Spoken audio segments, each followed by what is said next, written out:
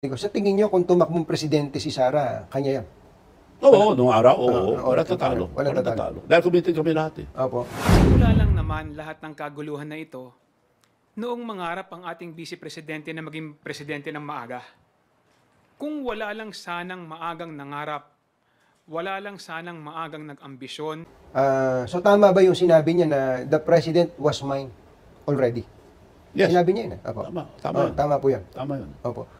Kung wala lang sanang maagang nangarap, wala lang sanang maagang nag-ambisyon. Nung tinawagan ko na si Inday Sara, maraming salamat Manong, pero hindi ako tatakbo, masira ng posisyon. Next time na lang.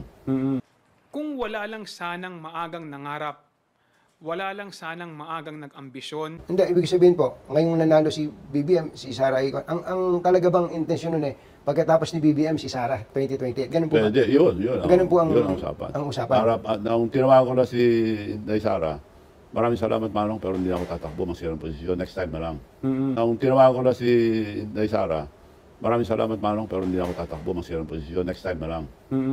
Kung wala lang sanang maagang nangarap, wala lang sanang maagang nag-ambisyon. Next time na lang, sabi niya. Tapos nag-decide na tumakbong vice para mag-aral muna ako, sabi niya. Ayun, mas maganda ako. Sama na sila. Kung wala lang sanang maagang nangarap, wala lang sanang maagang nag-ambisyon. So kaya siya nag-slide tumakbong vice para mag-aral. Kaya lang, ito nangyari.